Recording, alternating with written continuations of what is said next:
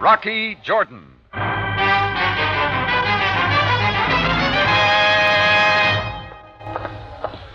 Well, Jordan, I see you have found a cool place under the ceiling fan. Hi, Sam. Now, what brings the pride of the Cairo police force to the Tambourine? Need I have a reason? No, of course not. Have a chair. Thank you. Just for a moment. The Nile rises well. Oh, that's interesting. What else is on your mind? Oh, it is only that I have not seen you in many days. A strange calm seems to have settled over your life. I'd say that's your good luck. Perhaps. However, for one such as you who thrives on excitement and adventure, life must become a bit restive, shall we say?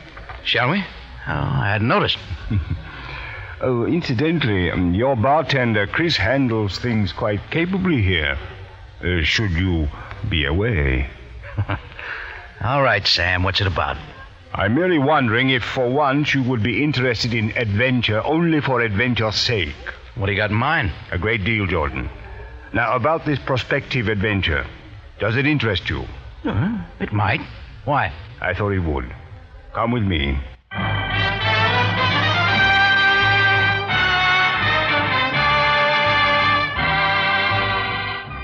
Takes you now to the Cafe Tambourine in Cairo, gateway to the ancient East, where modern adventure and intrigue unfold against a backdrop of antiquity.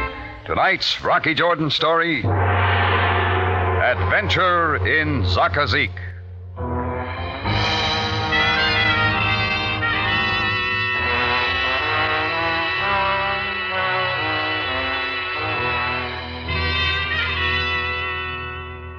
The desert heat had settled down like a tent over Cairo, and the big fan on my tambourine ceiling had been doing plenty of overtime, with me under it. That's when Captain Sam Sabai of the Cairo police had come in with a lot of talk about adventure for adventure's sake. He had me interested. We got in his limousine, and he switched back to the standard topic of conversation in Egypt, the flow of the Nile River, till he pulled up at the internal security building in the government center. Inside, he picked a door that said Baladi Bey. Sam introduced me to the chubby man behind the desk. We sat down, and the Bey looked me over real carefully. Well, Captain, this man is desert-wise? He is, Baladi Bey. This man knows little fear? Such is my observation. Good. Mr. Jordan, what I'm about to say is confidential. If you are interested, excellent. If not, that is your prerogative. But nothing is to be repeated after you leave here. You understand? Only that much so far. Very well. Our problem is one of robbery, not of money, sir, but of valuable medical supplies. Somebody must be pretty sick. Please realize, Mr. Jordan, while medicines such as penicillin are plentiful in your country, they are extremely rare throughout the Middle East and sorely needed. Sure, I follow. Go on, Baladi Bey. Repeatedly, shipments of the supplies have been raided and stolen after reaching Egypt. The loss already amounts to well over $10,000 in market value. But worth a lot more on the black market. As you say, they could bring 5 times, perhaps 10 times their original price. Now, we do not know who is involved, but we have a feeling that the center of operations is... I will show you here on the wall map. The little town of Zaqaziq, located here, north and east on the delta, at important crossroads. The stolen supplies are probably hidden somewhere near there. All right, let's get right to the point, Baladi Bey. Very well. An American en route to Zaqaziq has just been arrested by our customs officials. His name is Harry Evans. Am I supposed to know him? No, but we believe that he had made previous arrangements to purchase the black market supplies there. This is our chance to uncover the entire ring. Yeah, I'm beginning to get it, but you tell me. We want you, Mr. Jordan, to go to Zaqaziq in Mr. Evans' place. Look, Baladi Bey, you got men to handle that kind of a job? Unfortunately, there is no time for us to get a regular police agent, an American, such as you. Mr. Evans is due to arrive in Zaqaziq early tomorrow morning. And all you want me to do is walk in and convince everybody that I'm Harry Evans, just like that, huh? It is our opinion that they have never seen him in person.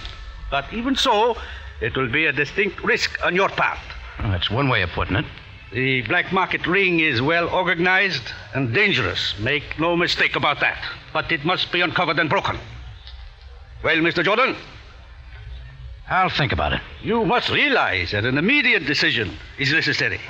I will give you a short moment. Again, I repeat, it is entirely up to you. Sam, what do you get me into? If you wish to say no, Jordan... How does a guy say no to a request like that? I can't, and you know it. Is that your answer, then? Well, it's not that simple, Sam.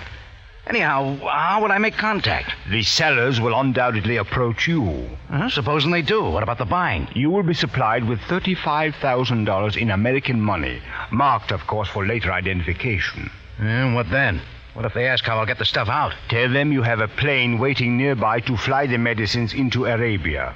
And what's my contact with you or Baladi Bey? A water seller will be stationed for that purpose in front of the Suez Hotel, where Mr. Evans has his reservation. I will be at the hotel in Sholam Mineral Springs, about 30 kilometers from Zaqaziq, ostensibly on vacation. You've thought of everything, haven't you? We hope so. Will you do what he asks then, Jordan? All right, Sam. What other choice have I got? Baladi Bey came back in then at 2 minutes to the second. He briefed me for a while and then fixed me up with my new identification.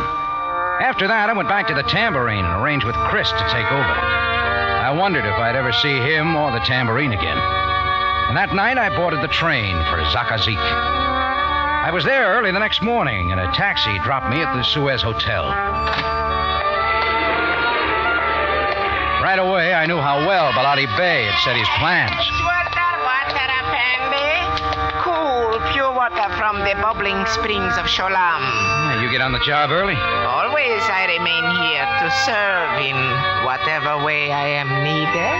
Yeah, sure. Well, I'll see you later. As you wish, Effendi. Water! The water seller was playing his part well, and it was good to know I wasn't alone on the job. So I decided to check in. Yes, we have your reservation, sir. The room is ready. If you will sign here, Mr. Evans. Yeah, sure. Boy here. Kindly show Mr. Evans to room 209. At once. This way, Mr. Evans.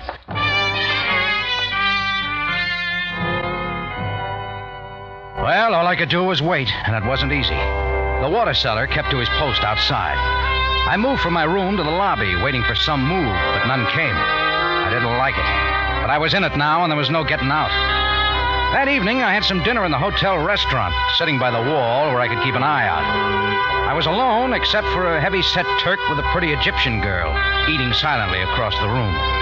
Then after a while, a party of 4 came in.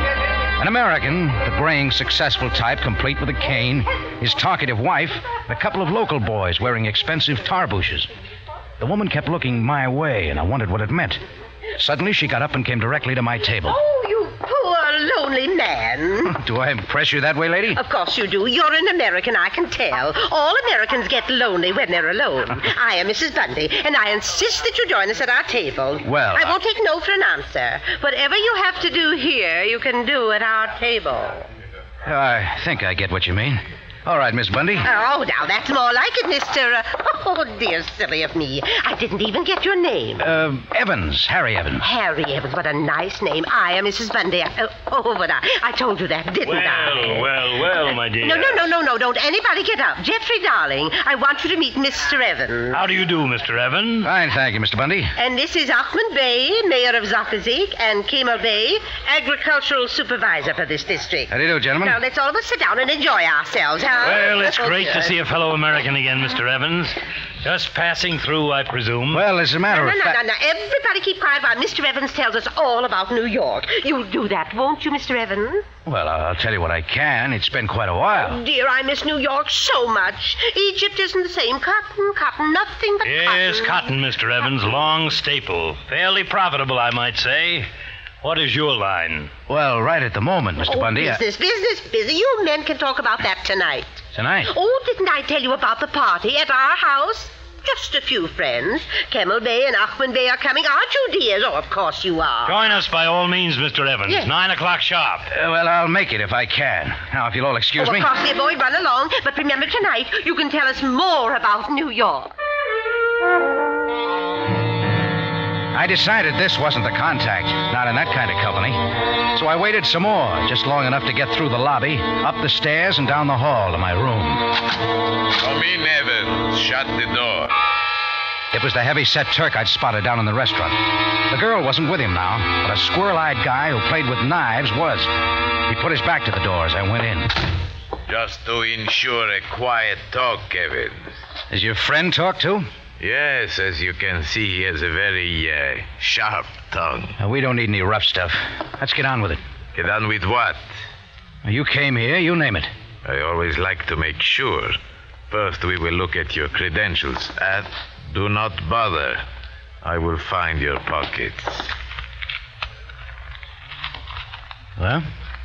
You could be Evan. Supposing we get acquainted all around. You may call me Gino. That's as good a name as any. You have the money? $35,000. Where is it? In the hotel safe. All right. Get it changed into Egyptian pounds. Why? American dollars are better. I said get it changed to pounds. Okay, Gino. Right away. Wait, Evans. Let us say that I deliver certain merchandise. How do you get it out? There's a plane waiting to fly it into Arabia. That satisfy you? Perhaps. How and when did you arrive in Egypt? TWA from Rome to Cairo yesterday afternoon. At exactly what time? 3:15. We will check. Go, mark up. So what happens now? Somebody else have to give the okay? Just have the money. We will contact you when we are sure and when we are ready. They were playing it very careful. I'd expected that, but Gino had thrown me a real problem, that of changing the money. The marked dollars Bellotti Bay had given me wouldn't be worth anything now. I had to get the word to Sam. The water cellar was my pipeline, so after a little waiting, I went down and out front. The night street was all but deserted. Even the water cellar was gone. I moved up the street trying to spot him, till a ragged native came running out of a nearby alley. Come quickly. What is it? Tell me. There, in the alley, sir. A most wretched man has fallen by the knife. Hurry, help everybody. I made it fast into the alley, somehow knowing just who I'd find. And when I reached the huddled heap by the wall, I knew I was right. He was the little water cellar, and I wasn't any too soon. Effendi Jordan, it is good that you have come. Now, don't try to talk. Here, let me help you. No, quickly. Take this key. Tell me, who did it? The key. Take it and go before you are seen here. Go. He was beyond any help. I knew now I was in it up to my ears. With the death of the water cellar, my one contact with Sam Sabaya was gone.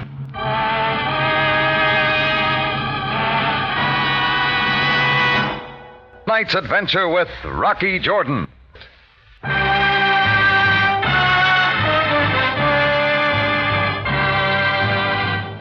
And now we take you back to Cairo and tonight's Rocky Jordan story, Adventure in Zaqaziq.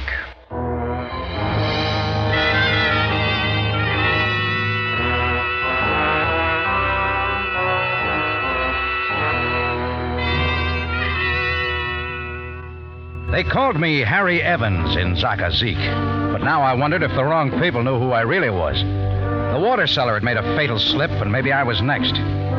Back in my room at the hotel, I had a look at the key the water cellar had placed in my hand. It had a big drop-in-the-mailbox tag attached with the address of the Sholem Mineral Springs Hotel, where Sam Sabaya was staying nearby. I kept fiddling with it, wondering what it meant, till all at once the big tag snapped open. It was empty, but I realized it had been the water cellar's safe way of getting word to Sam. I wrote a quick note to Sam telling him his water cellar was dead and to get me a new contact, that I'd been approached by a Turk named Gino, and about the problem of exchanging the dollars I had for Egyptian pound notes. Now my problem was getting the key into the mailbox without being seen. When I reached the lobby, I saw it wouldn't be easy. Gino and his sidekick were there watching.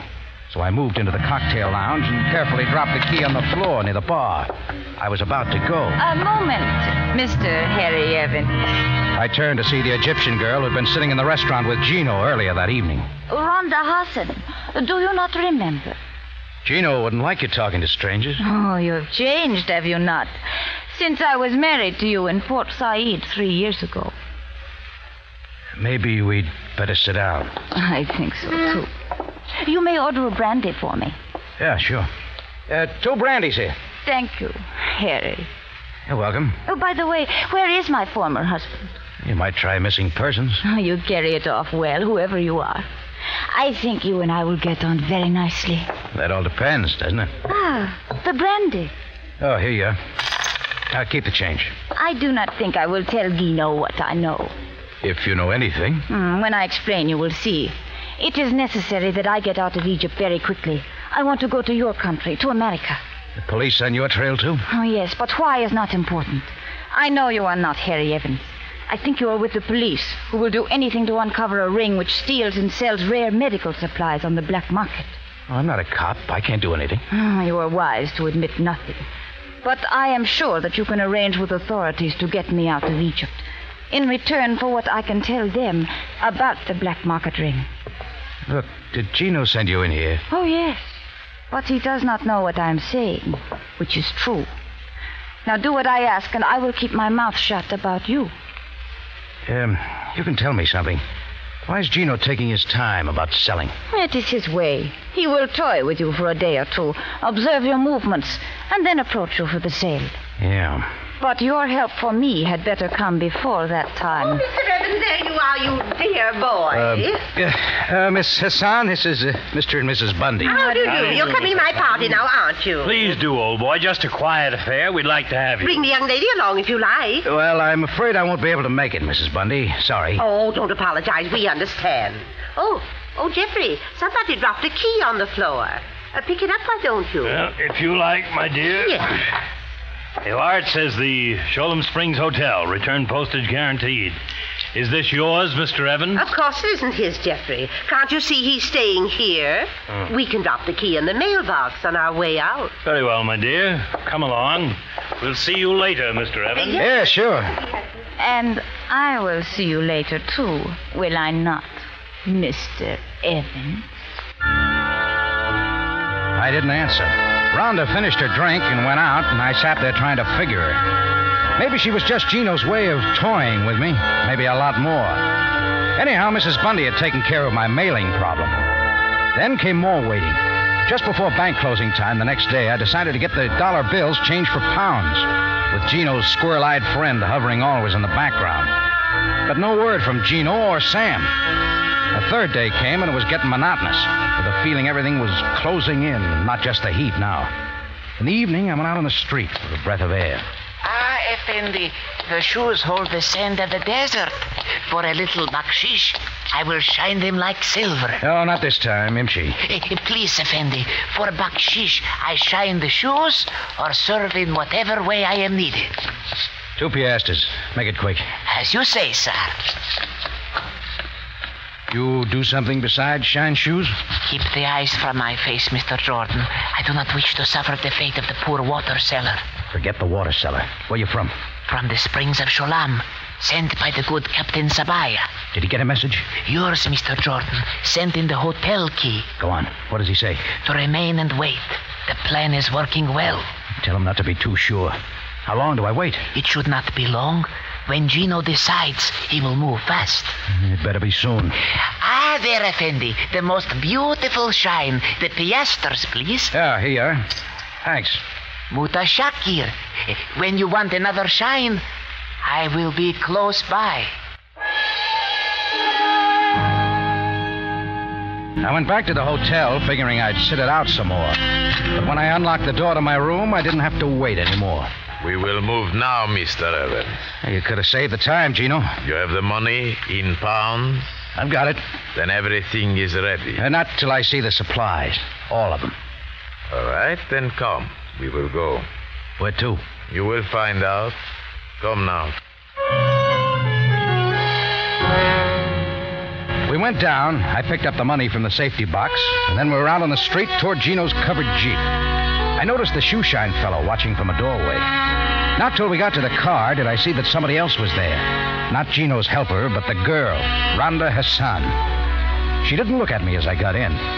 Gino drove fast out of town, through miles of cotton fields, then over some barren sand dunes, till we came to a place that looked like the ruins of an ancient Roman fort, with one small building still intact.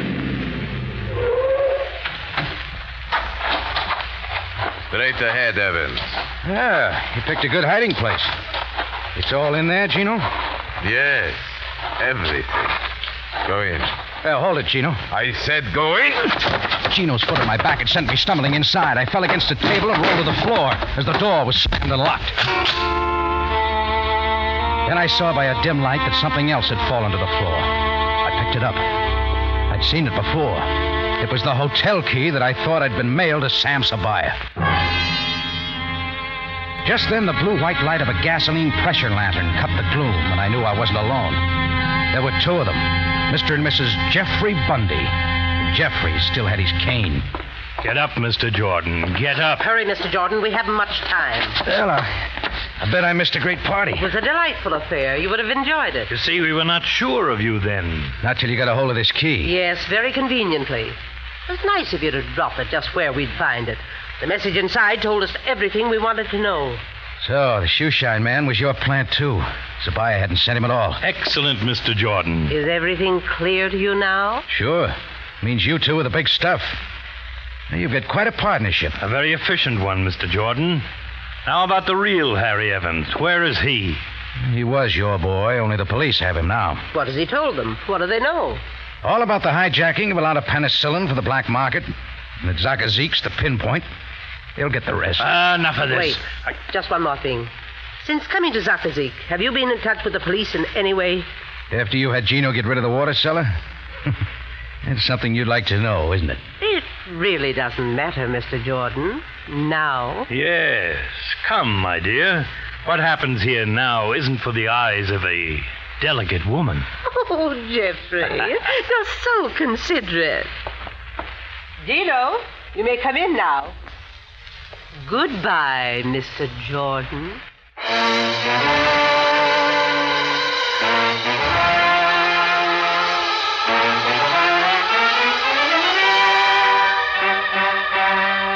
In just a moment, Rocky Jordan returns to conclude tonight's story. Back now to Rocky Jordan for the conclusion of tonight's story.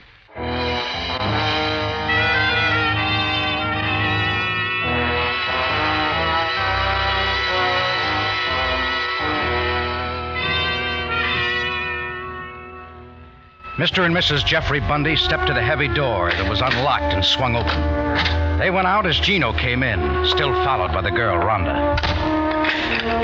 It seemed all in a day's work as Gino came toward me with a knife, Rhonda still behind him. And just as he was a step away from me, I saw Rhonda's arm come up fast. It held a gun that caught Gino hard over the ear. He is quite harmless now, Mr. Jordan. Yeah. Thanks, Rhonda. But why? This will show you I'm on your side. I didn't make any deal with you. I couldn't if I'd wanted to. All I want is to be permitted to go safely out of Egypt. You can tell them. I have no authority. Believe me, I can't promise anything. But you can try. Oh, please, Mr. Jordan. It is my only chance. You must help me. I helped you. I know, Rhonda. Of course, I'll try. Gino, what's going on in there? Hurry up, Gino. Mr. Jordan, I must answer them. First, take the gun. Give it to me. But what about you, Rhonda? In case you do not get away, I must be clear. I must protect myself. That is fair, is it not? It's fair. Answer him now. Mr. Bundy, come. He is getting away. Gino, Rhonda, what is it? The Bundys came running in. The missus first. She took one look at Gino on the floor, let out a scream, and fainted right on top of him. But Bundy did better. He swung his cane and knocked the gun from my hand. Another swung, bounced off my head. Next time I was ready, I grabbed hold of his wrist, flipped him over my head, and down on top of the other two. To make it three of a kind. Pick up the gun, Mr. Jordan. It is still yours. And what now? I'll stay here. Take the Jeep back into Zaqaziq and call Sam Sabaya. Get him here as quick as you can. Do you trust me that much? I'll take that chance. Get going, Rhonda.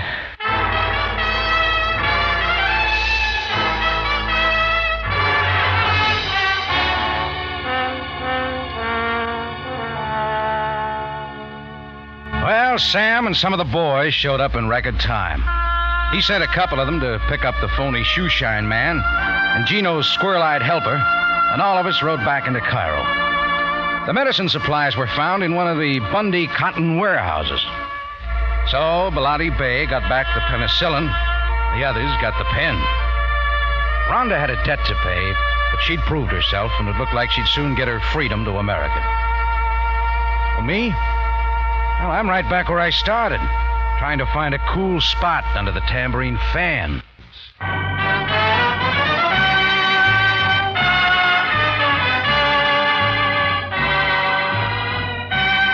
Rocky Jordan, written by Larry Roman and Gomer Cool, stars Jack Moyles in the title role with Jane Avello as Sam Sabaya, and is produced and directed by Cliff Howell, with original music composed and conducted by Richard Arunt. Remember, you have a date next week at the Cafe Tambourine, run by Rocky Jordan.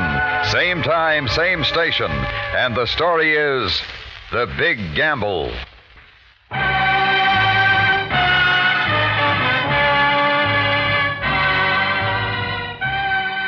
Larry Thor speaking. Rocky Jordan is presented over CBS, the Columbia Broadcasting System.